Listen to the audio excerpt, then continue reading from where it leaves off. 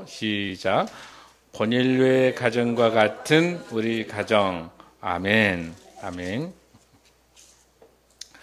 어제는 우리 차원희 성도의 따님의 출산을 신방을 갔습니다. 병원을 갔는데 정말 안타까웠던 것이 말로만 들었던 그 저출산 심각성을 봤는데 그 병원이 굉장히 큰 병원인데 어린애들이 30명밖에 없는 거예요. 그 텅텅 비어 있어요. 마음이 참 무거웠습니다. 사실 우리나라가 지난 10년간 150조 원을 썼습니다. 저출산 대책 때문에. 그런데 전 세계 OECD에서 최하입니다. 출산율이 1.19명입니다. 119입니다. 급합니다. 119. 1.19명이에요. OECD 최하예요. 지금 일본이 1.24 정도 되고요. 북한이 여러분 1.85예요. 좀 심각한 상황. 이대로 가다가 2006년도 영국의 옥스퍼드 대학의 인구문제연구소가 통계를 했는데 전 세계에서 가장 먼저 없어질 나라가 대한민국입니다. 300년 내지 400년 후에 없어질 나라가 대한민국으로 꼽았습니다. 현재의 1.19명의 이 출산율로 계속 가게 되면 대한민국은 정확하게 2500년도가 되면 33만 명만 남습니다. 보통 문제가. 이 저출산 문제의 이 심각성들은 여러 가지 원인이 있습니다만은 오늘 특별히 우리 청년들이 있는데 이 청년 실업의 문제가 지금 심각해요, 여러분들. 지금 청년 실업률 여러분 잘 아시죠? 12%예요. 근데 이 청년 실업률도 큰 문제가 뭐냐면 거기 안에 잠재적으로 경제, 그러니까 아르바이트 하는 거라든지 뭐 공부하고 있는 것도 취업이 된 걸로 계산이 되어 있는 거예요. 실질적으로의 체감 실업률은 40%가 넘습니다, 우리나라가. 자, 취업이 어렵죠. 그렇기 때문에 뭘 포기합니까? 결혼을 포기하게 됩니다. 결혼 포기하게 되니까 출산도 포기하는 거죠. 그래서 3포, 7포까지 와 있는 거죠. 이거 보통 문제 아니죠. 그래서 이 문제를 아까 말씀드린 것처럼 150조 원을 썼는데도 정부 정책 실패할 수 있는 원인 중에 하나가 뭐냐면 청년 문제를 굉장히 아주 나이브하게 아주 쉽게 생각했던 거예요. 이건 아주 복합적인 문제이기 때문에 그래서 이 세 가지 문제로 우리가 저출산을 볼 수 있는데 대표적으로는 우리 미래가 불확실합니다. IMF 이후의 경제적인 문제 때문에 우리 사회가 이렇게 건강하지 못해요. 그래서 우리 계속 경제 구조가 심각하게 발생하면서 그 청년들 실업들이 80년대는 대학만 졸업을 했으면 다 취업이 됐어요. 80년대는. 그런데 지금은 그렇지 못하죠. 지금 상황들이. 전 세계 경제도 문제예요. 또 문제 중에 하나는 부의 재분배가 안 돼 있어요. 양극화되어 있습니다. 재벌들은 엄청난 돈을 많이 가지고 있어요. 그러나 우리 서민층들은 굉장히 살기가 어렵습니다. 그래서 저는 이 시간에 여러분에게 드리고 싶은 이야기, 특히 우리 청년들하고 이야기 드리고 싶은 것은 청년들 여러분들이 선거 때 20대, 30대들이 투표율이 여러분들 70%가 넘으면 여러분 그 등록금 반값 등록금이 가능한 거였어요. 여러분들이 참여를 하지 못했기 때문에 많은 예산들이 낭비되고 있었어요. 그래서 이번에 우리 20대가 투표율이 49%, 30대가 49%고 19대 때 국회 비교할 때 19%가 증지. 그래서 3당을 만드는 거예요. 여러분들 이번 대선 때 반드시 청년들이 투표를 참여해서 70%를 넘기게 되면 정권을 바꿔낼 수가 있는 거예요. 좋은 정권을 세울 수 있어요. 청년들을 두려워해야 그래야 이 청년 실업 문제 해결이 되고 청년 문제가 해결돼서 결혼할 수가 있는 환경이 돼야만이 저출산이 해결됩니다. 나는 목사로서 우리 공공정책을 보는 전문가 입장에서 이 저출산 150조 원 앞으로요 1000조 원을 써도 현 상태로는 출산율 1.3% 만들어낼 수가 없어요. 청년들이 결혼할 수 있는 환경이 안 만들어지면 그거는 청년 여러분들이 이 정책을 세울 때 국가 정책에 참여해야 되고요. 그래서 여러분들이 결혼할 수 있는 환경이 만들어져야 되고, 여러분들이 공부할 수 있는 환경들, 여러분들이 취업할 수 있는 환경들을 스스로 만들어내지 못하면 정치권은 스스로 절대 만들어줄 수 없습니다. 이 저출산 문제, 이 문제 때문에 노동 문제가 지금 심각해요. 그 다음에 교육 문제 심각합니다. 목사님이 있었을 때는 한 반에 초등학교가 60명, 70명 정도 됐어요. 지금은 30명을 넘지 못합니다. 학교가 지금 많이 없어집니다. 제가 인천 지역에 있는 인천교육청에 지금 정책 자문을 하고 있어요. 인천을 보니까 너무 많은 학교가 문 닫고 있습니다, 지금. 자, 그 다음에 지금 시대가 앞으로 이대로 가면 앞으로 2040년대 되면 어떤 상황이 발생하냐면 노인이 노인을 부양하게 생겼어요. 여러분. 그래서 이 문제를 우리 한국교회가 정말 앞장서야 되고, 한국교회가 정말 하나님이 기뻐하신 가정회복 운동이 일어나야 되고, 동시에 청년, 한국교회 다음 세대를 세우는 이 청소년과 청년들에 대한 이 문제를 한국교회가 지금 심각하게 준비하지 않으면 안 된다는 거예요. 실질적으로 오늘날 우리 한국교회를 유지하고 있는 것은 70년대, 80년대 주일학교가 있어서 가능했었던 거예요.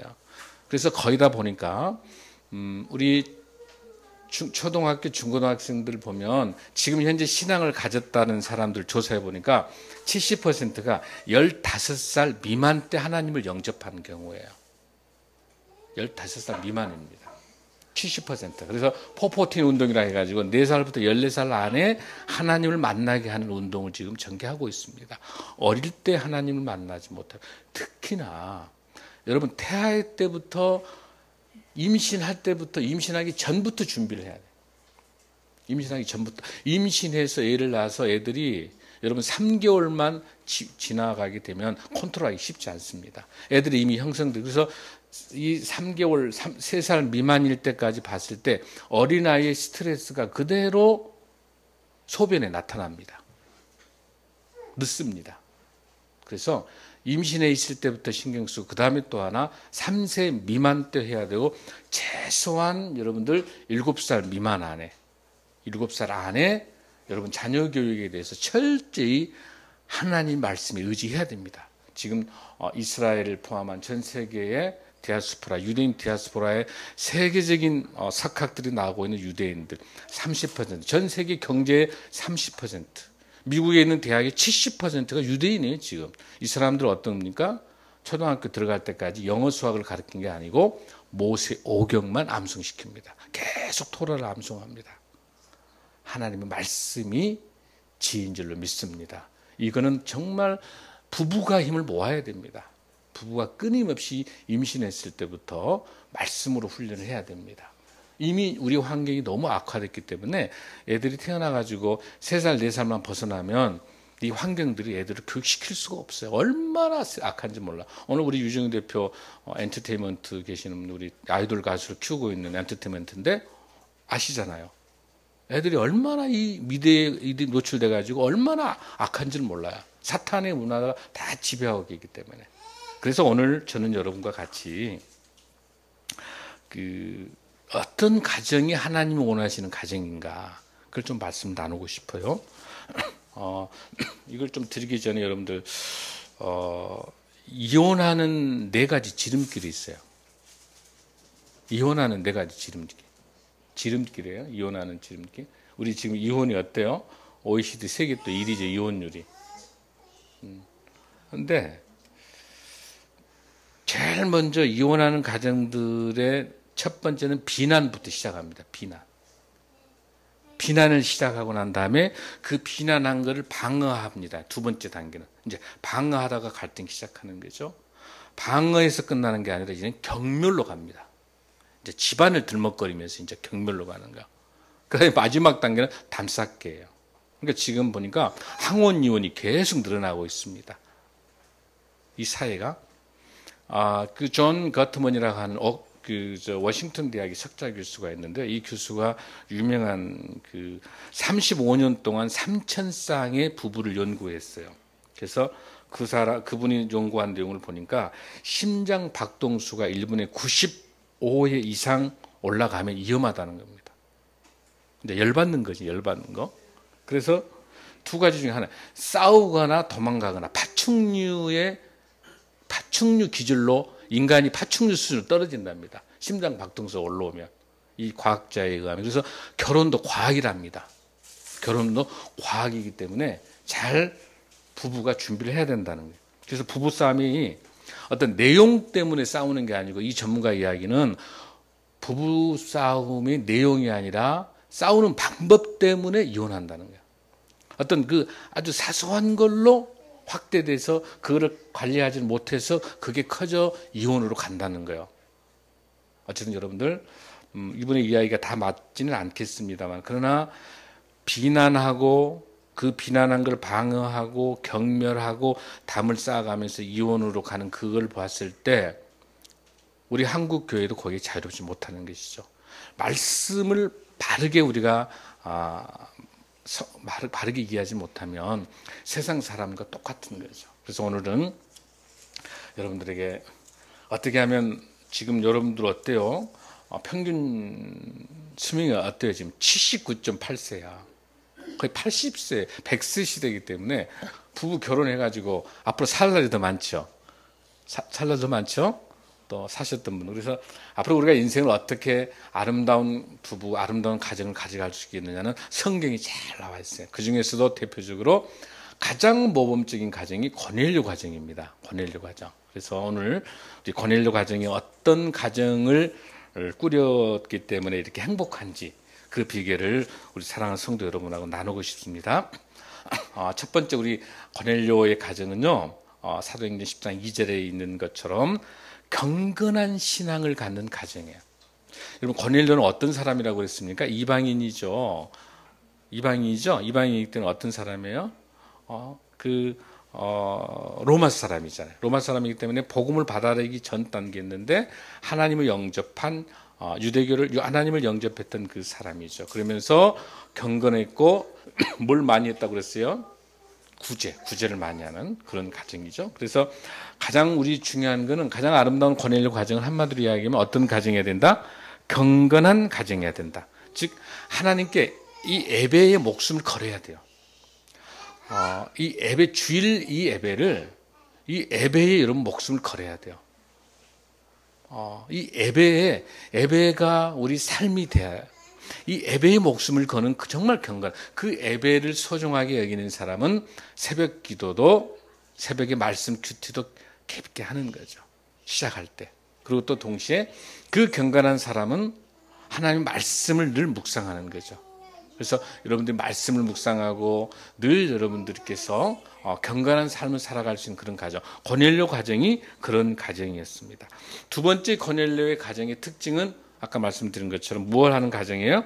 구제를 많이 하는, 즉 돈이 많이 있어서 어려운 이웃을 돕는 게 아니라 하나님이 주신 그 은혜로 낮고 낮은 것을 흘러내려 보낼 수 있는 것. 그래서 구제를 많이 할 수 있는 것, 즉 나누기를 좋아하고 베풀기를 좋아하고. 우리 성도님들 보면 우리가 예배 끝난 다음에 이제 사랑의 만찬을 나누는데 보니까 서로 이렇게 반찬을 해가지고 오고 또 이렇게 나누려고 하고, 얼마나 귀한 줄 몰라요, 여러분들. 그런 정성들이, 그 마음들 속에서 여러분들이 하나님의 축복이 임할 줄로 믿습니다. 그래서 하나님께서 놀라운 것은 내 구제를 기억하신다고 그랬어요.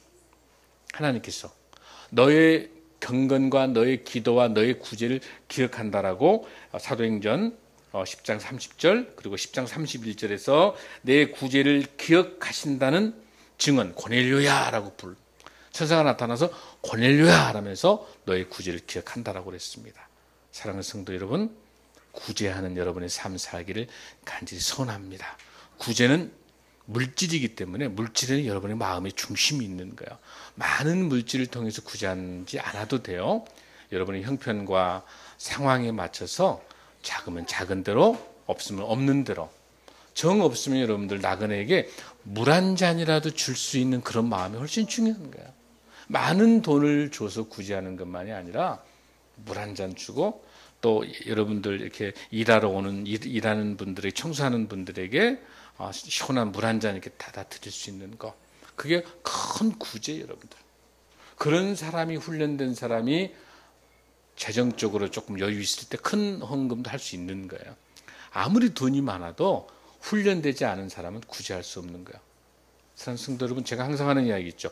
우리 예수님이 어떤 모습으로 나타날 수 있습니까? 지하철에서 앵벌이하는 노인으로 나타날 수 있는 것이고, 청소부로 나타날 수도 있는 것이고, 또 노파로 나타날 수 있는 것이고, 길거리에서 폐지를 줍고 있는 우리 할머니가 예수님의 모습으로 나타날 수 있습니다. 우리 삶에 있어서 우리보다 정말 어려운 우리 이웃들에게 우리 마음들을 함께 나눌 수 있는 것이 그런 삶들, 우리 크리스찬들의 삶인 줄로 믿습니다. 세 번째 고넬료의 가정은 기도하는 가정입니다. 근데 본문에 보면은 항상 기도하는 가정이에요. 항상이란 말이 들어있어요. 이 항상이란 말은 뭐냐면 규칙적인 기도를 했다는 거예요.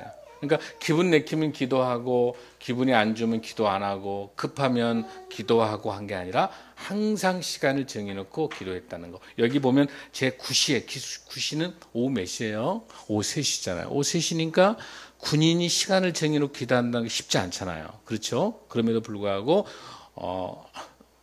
군대 훈련하든지 뭘 하든지 간에 이 고넬료는 시간을 정해놓고 기도했다는 겁니다. 사랑하는 성도 여러분, 우리 인생에서도 꼭 시간을 정해놓고 기도할 수 있는 거. 얼마나 바빠요. 바쁘니까 점심 먹고 난 다음에 단 1분간이라도 기도하면 좋겠어요. 아니면 새벽에 출근하기 전에 1분 정도 이렇게 기도할 수 있는 거. 여러분들이 그 기도 훈련들, 다니엘도 늘 깨어서 기도했지 않습니까? 그래서 기도하는 여러분 되기를 간절히 소원합니다. 그래서 이렇게 기도하게 되면 하나님께 주신 두 가지 축복이 있어요. 하나님을 경외하고 하나님을 위해서 기도하는 사람에게 두 가지 축복인데, 하나는 히브리서 11장 7절에 보면은 가정을 구원시키는 하나님의 축복이 있습니다.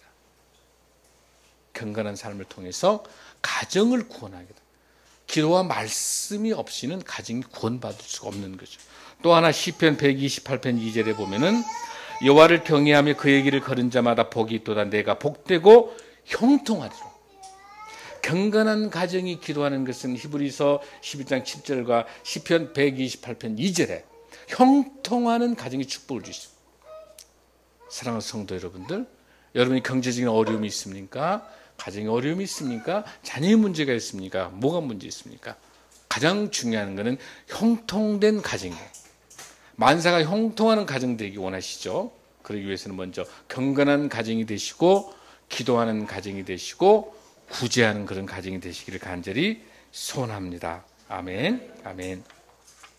네 번째 가정은 자녀에게 본이 되고 부모 말씀에 순종하는 가정. 순종하는 가정이 고넬료의 가정이고 복을 받는 가정입니다.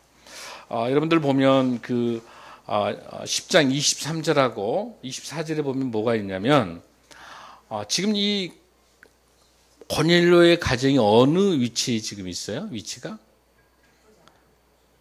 백부장인데 위치가 현재 가이사라인데 누가 천사가 나타나 가지고 어디로 가라고? 요빠에 가서 누구를? 베드로를 모셔오라 그러죠. 베드로 모셔오라 그러죠. 근데 가이사라에서 요빠까지 거리가 한 50km 정도 떨어졌어요. 굉장히 멀어요. 먼 거리인데. 근데 이미 천사가 이미 누가 준비되어 있다? 요빠에 베드로가 이미 준비가 되어 있으니까 누구를 보내서 부하와 성실한 시종들을 보내서 3명이 가죠. 모시고 오는 거야, 베드로를. 그러죠, 여러분들? 그러면은 자, 보세요. 50km 떨어졌는데 베드로가 오려면은 50km 떨어져 한참 걸리는데 여기 본문에는 이미 누가 고넬료의 가정에 기다리고 있어요, 베드로를. 그러면 나는 이걸 보고 본문을 준비하면 더 은혜 받은 게 뭐냐면 여기는 고넬료라고 이름이 나왔지만 이 고넬료의 이 가정이 구제할 수 있고 기도할 수 있고 또 경건할 수 있었던 거는 고넬료에 누가 있었을까? 사랑하는 부인이, 아내가 있었어.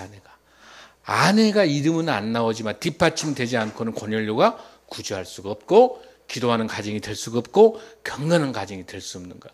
더 귀한 거는 고넬료의 아내가 훨씬 위대해요. 정말 말없이 자녀들 교육을 잘 시켰기 때문에 이 자녀들이 뛰쳐나가지 않고 아빠는 백부장이기 때문에 전 훈련 때 밖에 나가 있잖아요. 많이 나가 있으니까 자녀들 교육 누가 했을까요? 고넬료의 부인이 한 거예요. 부인이. 그러니까 정말 신실한 고넬료 부인이기 때문에 자녀들 교육을 잘 시켜가지고 베드로가 오기도 전에 그 집안에서 누구를 기다리고 있는가? 베드로를 기다릴 수 있는 거예요. 그거는 고넬료의 그 신앙을 봤었을 때 정말 순종할 수 있는, 정말 말씀에 순종할 수 있는 두 가지. 고넬료가 먼저 모범을 보이는 게 뭐냐면 예수님 천사가 나타나가지고 바로 요바로 가서 무두장이 시몬의 집에 있었던 누구를, 베드로를 모셔오라고 했었을 때 바로 순종하고 고넬료가 자기 부하와 그 시종들을 보낼 수 있었던 그 순종하는 고넬료의 모습도 너무 귀하고요. 또 베드로가 올라오면 한참 걸리잖아요. 한참 걸리는데도 경건하게 베드로가 와서 말씀할 때까지 대기하는 그 가정 분위기가 얼마나 순종하는 가정이에요. 너무 귀한 거예요. 이렇게 준비되어 있는 가정들, 이런 준비되어 있는 순종하는 가정이 정말 하나님의 영광되는 믿음의 가정이 될 줄로 믿습니다. 아멘. 아멘. 그래서 사랑하는 성도 여러분들이 순종하는 그런 가정, 경건한 가정, 구제하는 가정, 그리고 항상 기도하는 가정, 그리고 순종하는 가정, 그렇게 우리가 말할 수 있습니다. 이러한 것들이 다 준비가 되니까 마지막 단계에서 성령이 임재합니다. 이제 드디어 이런 가정이 되니까 성령이 임재하게 됩니다. 성령 충만한 가정이 되게 되는 거예요. 24절에서 보니까 고넬료가 그의 친척과 가까운 친구들을 모아 기다리더니, 그랬더니 33절에 뭐라고 그래요? 주께서 당신에게 명하신 모든 것을 듣고자 하여 하나님 앞에 있나이다. 아멘. 사랑하는 성도 여러분, 성령 받기를 원하십니까? 아멘. 성령 충만하기를 원하시죠? 우리의 자녀 교육도 우리 힘으로 할 수가 없습니다. 성령 충만해야 가능합니다. 성령 충만할 수 있는 것은 뭡니까? 바로 우리가 간절히 말씀을 사모하고 간절히 기다리는 거예요. 여러분, 성령 충만하는 방법, 성령이 임하는 방법, 사도행전에 세 가지가 나타납니다. 첫 번째, 성령은 간절히 기도할 때, 사도행전 1장 4절에 보면은 간절히 기도할 때 성령이 임했습니다. 또한 사도행전 2장 18절에 말씀을 사모할 때 성령이 임했습니다. 사도행전 19장 6절에 보면 안수받을 때 성령이 임합니다. 오늘 제가 그래서 여러분 안수할 겁니다. 여러분 말씀을 사모하십시오. 아멘. 간절히 성령을 사모하십시오. 아멘. 그럴 때 성령님께서 역사할 줄로 믿습니다. 특별히 베드로는 말씀을 사모하고 하나님의 말씀을 경청했습니다. 다시 한번 33절에 뭐라고 그랬어요? 우리 함께 봉독합니다. 사도행전 10장 33절 시작.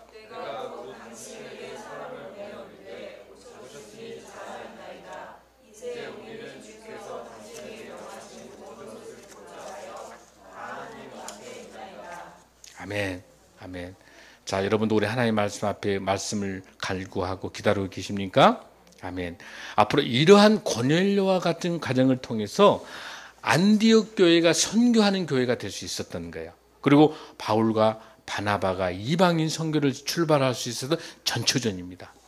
이 고넬료의 이 가정, 이방인 이 가정이 없었으면 이방인 선교로 출발하는 전초전이 없는 거예요. 너무 중요한 가정이에요. 그러니까 이 고넬료 가정이 있었기 때문에 오늘날 저희들에게 대한민국에 복음이 들어올 수 있었던 거예요. 고넬료가 이 가정에, 이방인 가정이 준비했기 때문에 바울과 바나바가 선교할 수 있었던 거고, 고넬료가 있는 이 가정을 통해서 가이사라를 중심으로 해가지고 바로 안디옥 교회가 선교의 전천이 됐어요. 세계 선교 출발이 어디서 출발한 겁니까? 고넬료의 가정인 줄 믿습니다. 이 고넬료 가정이 출발할 수 있었던 건 뭡니까? 바로 경건한 가정입니다. 기도하는 가정입니다. 구제하는 가정입니다. 또한 말씀을 사모하는 가정입니다. 순종하는 가정입니다. 사랑하는 성도 여러분, 고넬료 이 가정이 여러분의 가정이 될 줄로 믿습니다. 이 고넬료와 가정이 사랑하는 자녀들이 잘 성장한 것처럼 여러분을 통한 사랑하는 자녀들이 하나님의 귀한 영광을 위해서 잘 성장할 줄로 믿습니다. 아멘. 이 고넬료와 같은 이 가정이 우리 한국교회에 필요한 가정입니다. 사랑하는 성도 여러분들 지금 키우고 있는 여러분의 자녀들이 고넬료와 같은 이런 말씀으로, 기도로, 찬양으로 잘 훈련하고, 더 중요한 것은 성령으로 잘 훈련할 수 있도록 늘 말씀을 사모하는 여러분 되기를 간절히 소원합니다. 기도하겠습니다.